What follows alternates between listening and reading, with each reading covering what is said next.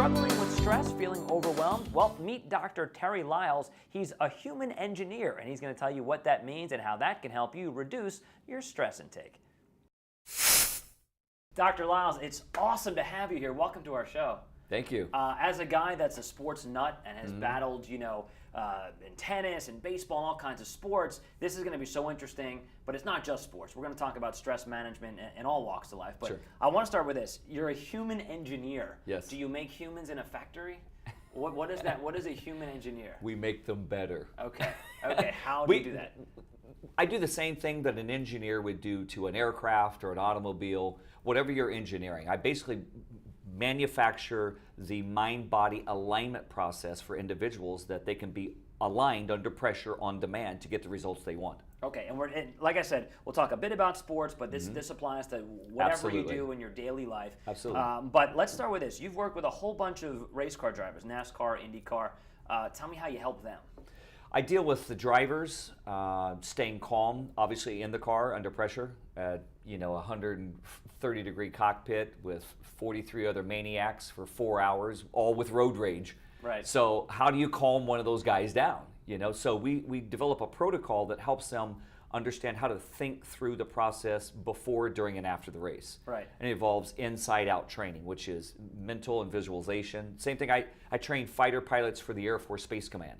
So I used that same technology and took it into race car driving, which was how do you chair fly, as the pilots call it, before you actually get in the car. In other words, you got to go through your entire system, eyes closed, going through it as if you were on the course in this case. So the idea is when you're competing in that race or flying that plane or whatever, Correct. You've already done the mental reps A million times. And that's the key. How we stay calm under pressure is by knowing that we've done it so many times, it's second nature. It loads in the autonomic nervous system. So when you can load it that deeply in your system, it's autopilot. You hook it up, and when you do the right rituals that trigger that response, your chemistry is for you. So it's working for you, not against you, and all of a sudden your mind and body just aligns with it. Because I know that, again, I can just go to myself athletically, and a bunch of people I've talked to, your mind can be your own worst enemy, right? Of course. Like you may have hit a free throw, you're a great free throw shooter, but Right. the game's on the line, you might miss it, because this thing up here is just psyching you out. It is, and you feel the pressure. Yeah. Pressure changes us. It's a lot like G-loading in an aircraft or a race car. A G-load is negative pressure against you either vertically or laterally. It's when you turn the car one way, you go the other way. That's a slight G-load. When you maximize that, it pressurizes us to the point, if it's strong enough, that the blood actually rushes from our head to the lower extremities of our body, which makes us blink or black out. So we get forgetful, we don't remember what we studied. That's why people have test anxiety and any type of anxiety that's triggered by some event, because they're thinking about what goes wrong versus what can go right. So chemically, they sabotage themselves. Wow. So the trick, and it's not, you can't boil this down to 3 seconds, but essentially, like you said, do it over and over and over. So it's like routine, right? It is, but it's also expecting what your physiology will do. You have to exercise, eat, sleep, rest, hydrate, and recover in certain ways that you set yourself up for success, that when you get to that performance and you push the right button that we load, everything aligns. Gotcha. Okay. So listen, I could talk to you about sports for 3.5 hours, but let's talk about different types of stresses that you've worked on and we can share with our audience. The first one, super interesting, techno stress. Yes. What exactly do we mean by that? I mean, it's a study that's been going on for 15, 18 years, believe it or not, before even technology was around. And it's a study about how technology, whatever the developmental area of technology is in that period of time, affects us from a human telemetry standpoint. How it's altering our brain chemistry, how our society is altered by it, our communication, our networking to friends or so-called friends, whatever that is. So it's that overall study under a microscope on how technology is affecting us either positively or negatively. And, it's interesting because people are obviously on Facebook and Twitter and whatever, and you think of it maybe as a waste of time, but you don't necessarily, at least I don't think of it as like a stressful scenario. But it is. I mean, it's not just, he's on Facebook for 3 hours a day. Sure. You ever been unfriended by someone?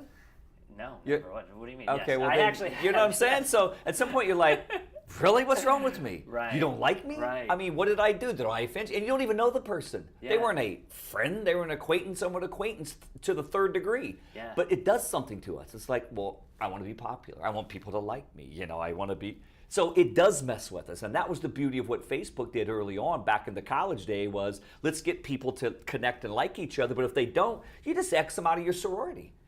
And it messes with your mind. Right. So it can be positive, obviously. There's a lot of positives to technology. I love technology.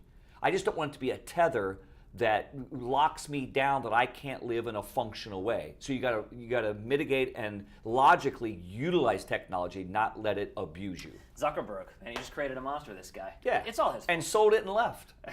So that's the beauty of it. He did the ultimate mind gig. He's like, I'm out. You guys figure out how you're going to monetize it. You all deal with this.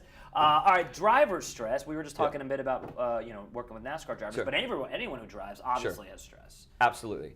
Yeah, the classic road rage is just, I really think a lot of road rage comes from the fact that people impede our space.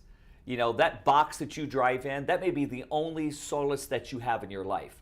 And if you cut me off, dog, I'm coming after you, man. You just messed up. Because in the office place, I got to act right. Right. In society, around sidewalks, I have to act a certain way. In the car, no. No one knows, no one sees. So it's a control thing. And if you mess with my chi or my control, I'm going to come after you. And I think that's a lot of what road rage stems from, is that we have so little alone time. Our commute is some of the only alone time we get. Just don't mess with it. Yeah, interesting. So what's the solution when someone cuts you off and you just want to go bananas on them?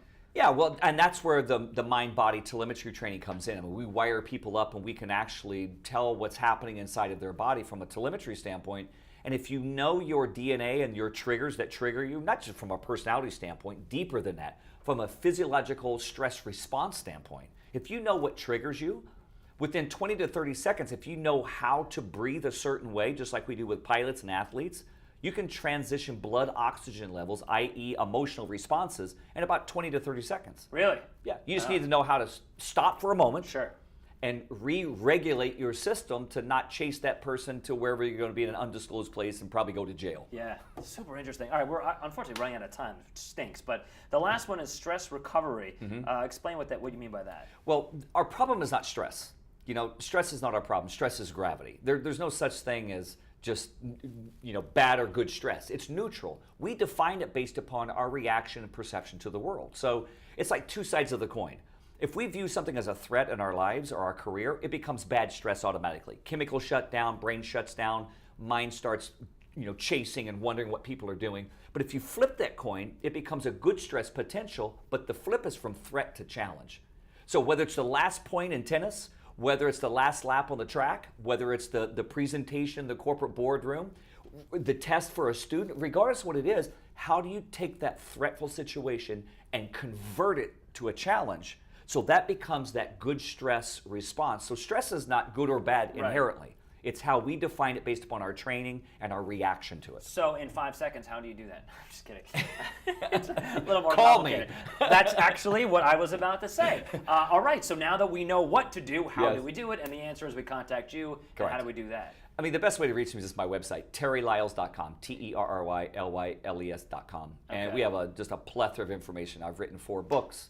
I do this for a living. I don't know anything else. If you ask me about something else, I don't know what to say. But this is what I know and do. Yeah. So it's just knowing what to do, but understanding your body is the biggest piece. If you can understand what's going on in your mind-body, you can basically transition and navigate anything. But if you don't, you'll end up bumping the same things every single day. Man, and as a guy who double faults on match point, you don't want to keep doing that. So good to meet you, man. Thank you. Thank My you so pleasure. much. Thanks for having me. Yeah. Yes, sir. Thank you.